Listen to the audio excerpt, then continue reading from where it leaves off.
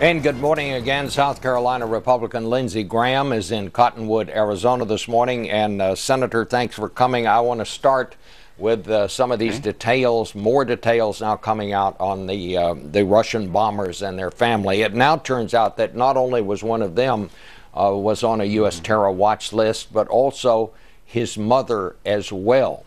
What do you make of this, and where are we in all of this?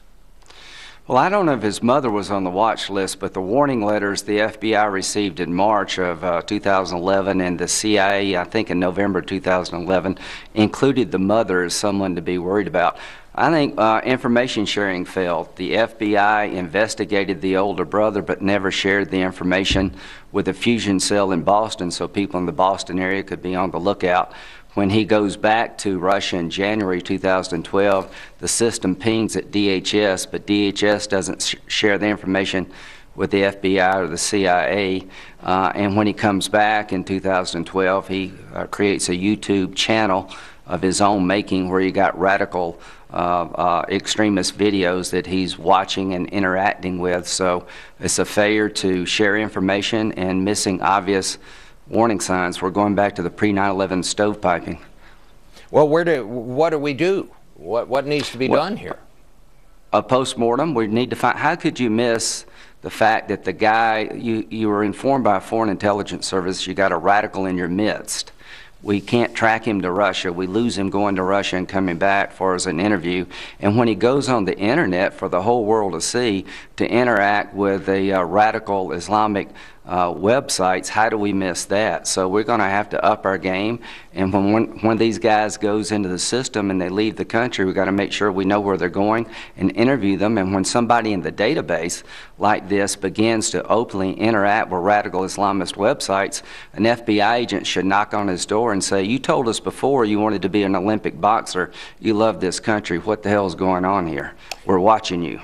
Let me turn to Syria and the situation there, where there are now reports that the Syrian government was using chemical weapons on its own people. The president said last week this could be a game changer.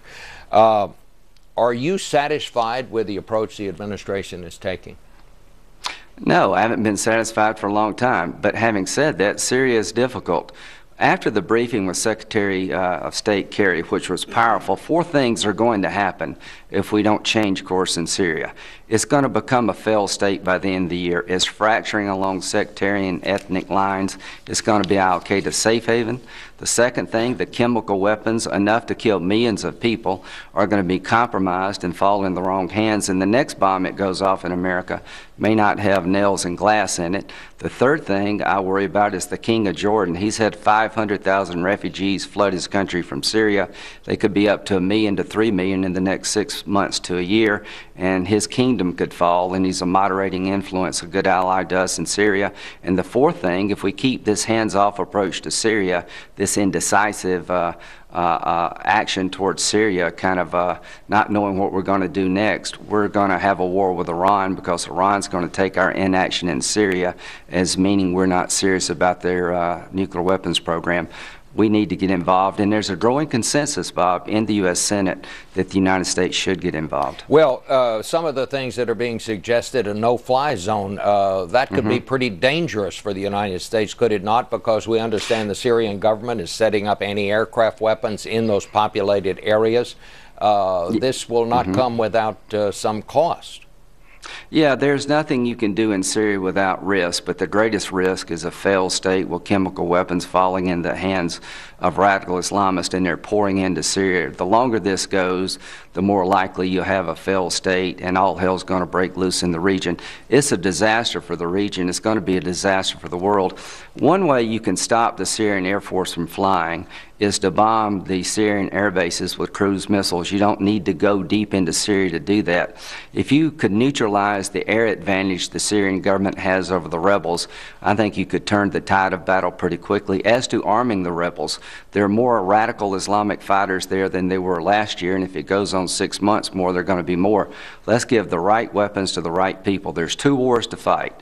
One, to get Assad out of there. He's really a bad guy, dangerous to the world. The second war, unfortunately, is going to be between the majority of Syrians and the radical Islamists who've poured into Syria. So we need to be ready to fight 2 wars. You don't need boots on the ground from a U.S. point of view, but you sure do need international actions to bring this thing to a close quickly. If it goes on through the end of this year, the whole region's going to fall into chaos. All right. Well, Senator Graham, thank you for being with us and sharing that this morning. I want to